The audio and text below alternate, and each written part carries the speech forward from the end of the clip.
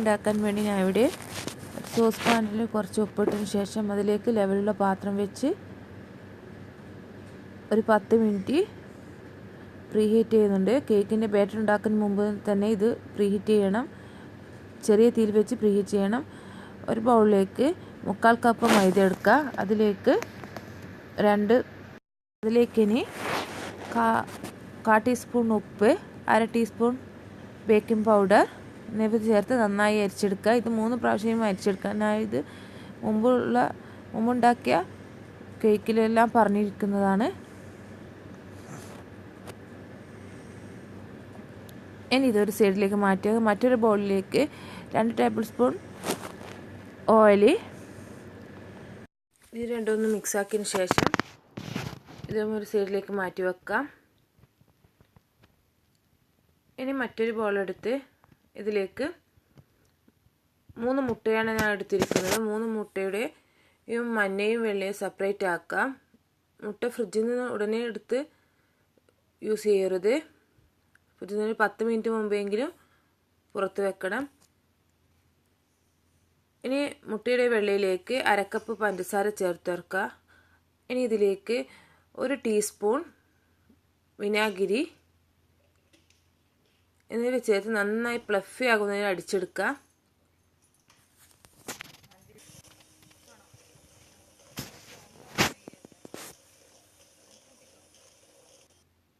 നന്നായി ഫ്ലഫി ആയിട്ടുണ്ട്. ഇനി ഇതിലേക്ക്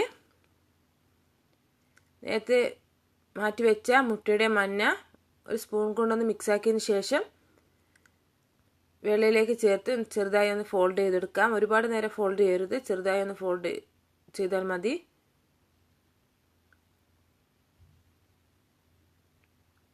ഒരേ ഡയറക്ഷനിൽ തന്നെ ഫോൾഡ് ചെയ്യണം.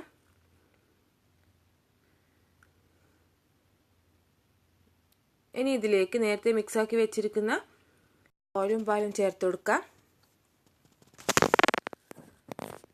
അതും ഒന്ന് ചെറുതായി ഒന്ന് ഇളക്കിയതിന് ശേഷം നേരത്തെ അരിച്ച് മാറ്റി വെച്ചിരിക്കുന്ന മൈദ മിക്സ് ചേർത്ത് കുറേശ്ശെ ചേർത്ത് ഒന്ന് ഫോൾഡ് ചെയ്തെടുക്കാം. ഒരുപാട് നേരം ഫോൾഡ് ചെയ്യരുത്.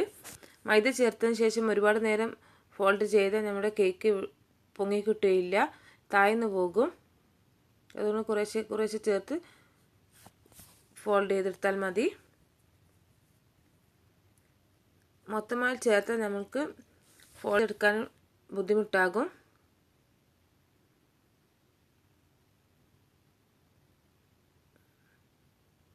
ഇതേ ഒരു റെസിപ്പി വെച്ചിട്ട് തന്നെ ഞാൻ 2 ദിവസം മുമ്പ് ഒരു വീഡിയോ ഇട്ടിന്, അതെല്ലാവരും കാണാം.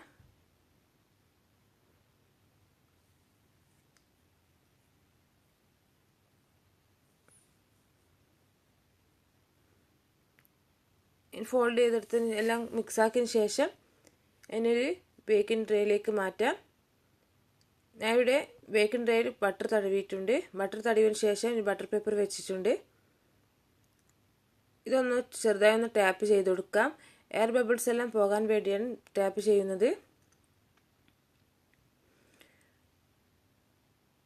ബേക്കിംഗ് ട്രേയിൻ്റെ പകുതി ഭാഗം മാത്രം ബാറ്റർ ഒഴിച്ചാൽ മതി. ഇനി നേരത്തെ ചൂടാക്കാൻ വെച്ച പാത്രത്തിലേക്ക് മാറ്റാം. ഇതൊരു 35 മിനിറ്റ് ചെറിയ തീയിൽ ബേക്ക് ചെയ്യാം. 35 മിനിറ്റ് കഴിഞ്ഞിട്ടുണ്ട്. ഇനി കേക്ക് ബേക്കായെന്ന് ഒന്ന് സെൻട്രലായിട്ട് ഒരു ടൂത്ത് പിക്ക് കൊണ്ട് കുത്തി നോക്കാം. ക്ലിയറായി വന്നിട്ടുണ്ടെങ്കിൽ കേക്ക് ബേക്കായിട്ടുണ്ട്. ക്ലിയറായി വന്നിട്ടുണ്ട്. ഇനി ബേക്കിൻ്റെ തീ ഓഫ് ചെയ്തതിന് ശേഷം ബേക്കിൻ്റെ നിന്ന് കേക്ക് മാറ്റാം. ബേക്കിൻ്റെ ഉടനെ തന്നെ മാറ്റണം, അല്ലെങ്കിൽ അതിൻ്റെ ചൂട് കൊണ്ട് കേക്കിൻ്റെ സൈഡെല്ലാം ഹാർഡായി പോകും. ഒരു വയറേക്കിലേക്ക് മാറ്റാം.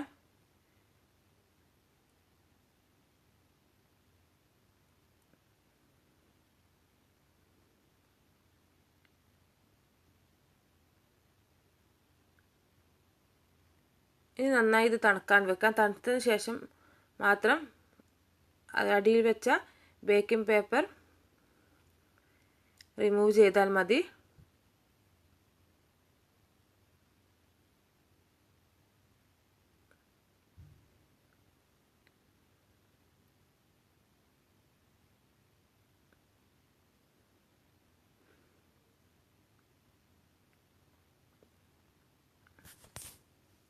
ഇനി ഇത് റിമൂവ് ചെയ്യാം. ഞാൻ ഇവിടെ കേക്ക് തണുത്തതിന് ശേഷം 2 ലെയറായിട്ടാണ് ഇത് കട്ട് ചെയ്യുന്നത്. നിങ്ങൾക്ക് വേണമെങ്കിൽ 3 പീസാക്കി കട്ട് ചെയ്യാം. ഇനി ക്രീം ഫ്രോസ്റ്റ് ചെയ്യാം. ഞാൻ ഇവിടെ ക്രീം 3 കളർ എടുക്കുന്നുണ്ട്. വയലറ്റും നീലയും.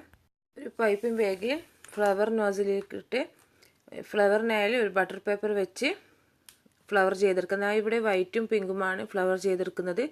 ഫ്ലവർ ചെയ്തെടുത്തതിന് ശേഷം ഒരു 10-15 മിനിറ്റെങ്കിലും ഫ്രിഡ്ജിൽ വെക്കണം. ഫ്ലവർ എന്നാൽ നല്ല സെറ്റായി കിട്ടും. ഞാനിവിടെ ഫ്ലവർ ചെയ്തെടുത്തിട്ടുണ്ട്. ഇതേപോലെ എല്ലാം ചെയ്തെടുക്കുക. കേക്ക് ക്രീം ചെയ്തെടുക്കുക. ഒരു കേക്ക് ബോർഡിൽ കുറച്ച് ക്രീം തടവിന് ശേഷം അതിൻ്റെ മുകളിലേക്ക് ഫസ്റ്റ് ലെയർ വെച്ച് കൊടുക്കുക. അതിനുശേഷം ഇതിലേക്ക് ഷുഗർ സിറപ്പ് ഒഴിച്ചു കൊടുക്കുക. ഷുഗർ സിറപ്പ് കുറച്ച് കൂടുതലായി ഒഴിക്കണം. നല്ല കേക്ക് നല്ല സോഫ്റ്റ് ആകും. ഇനി ഇതിൻ്റെ മുകളിലേക്ക് ക്രീം തേച്ച് കൊടുക്കാം. ഞാൻ ഇവിടെ വയലറ്റ് കളറാണ് ക്രീം തേച്ച് കൊടുക്കുന്നത്. കുറച്ച് കട്ടിയിൽ തന്നെ ക്രീം തേച്ച് കൊടുക്കണം. എന്നാൽ കട്ട് ചെയ്യുന്നത് ഭംഗിയും ഉണ്ടാവും, കഴിക്കാൻ നല്ല ടേസ്റ്റും ഉണ്ടാവും.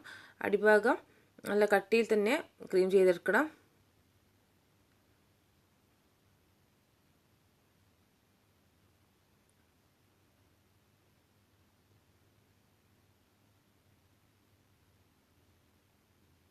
ഇനി ഇതിൻ്റെ മുകളിൽ സെക്കൻഡ് ലെയർ വെച്ച് കൊടുത്ത് ഷുഗർ സിറപ്പ് ഒഴിച്ചതിന് ശേഷം ക്രീം ചെയ്തെടുക്കാം.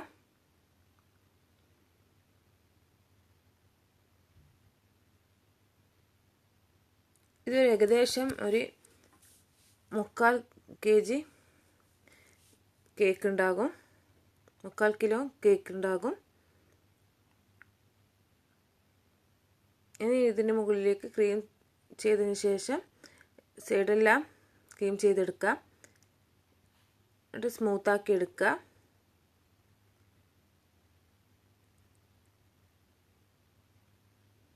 ഒരു കത്തി വെച്ച് സ്മൂത്താക്കി എടുത്താലും കുഴപ്പമില്ല.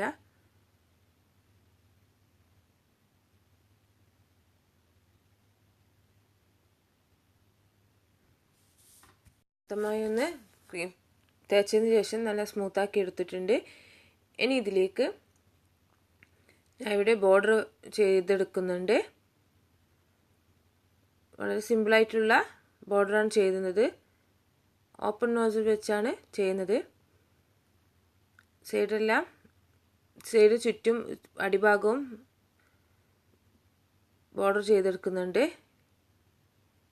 നിങ്ങളുടെ ഇഷ്ടാനുസരിച്ച് ഡിസൈൻ ചെയ്തെടുക്കാം.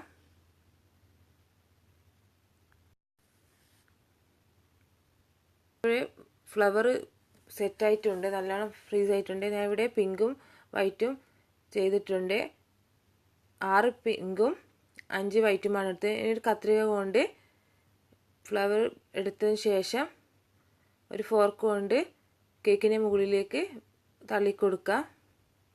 വളരെ സാവധാനം വെച്ച് കൊടുക്കണം. ഇത് മൊത്തമായി കേക്ക് മൊത്തമായി കവർ ചെയ്യുന്നുണ്ട് ഫ്ലവർ കൊണ്ട്.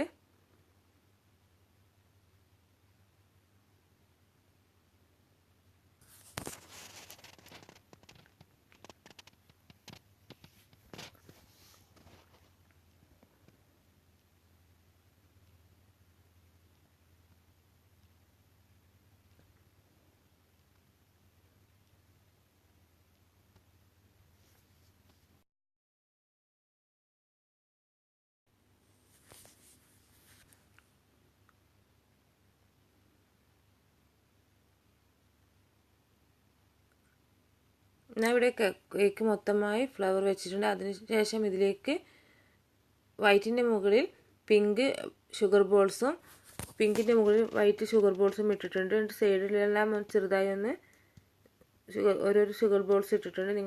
ഇനി ഇത് ഒരു അരമണിക്കൂർ ഫ്രിഡ്ജിൽ വെക്കാം.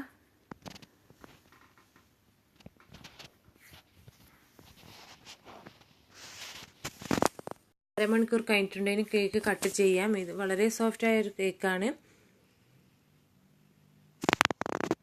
അങ്ങനെ നമ്മുടെ കേക്ക് റെഡി ആയിട്ടുണ്ട്. നിങ്ങൾക്ക് വേണമെങ്കിൽ ഞാൻ ഡീറ്റെയിൽസ് ആയിട്ട് പറയണമെങ്കിൽ കമൻറ്റ് ബോക്സിലേക്ക് മെസ്സേജ് അയച്ചോളൂ. ഇനി മറ്റൊരു റെസിപ്പീസുമായി വരുന്നവരെ ബായ്.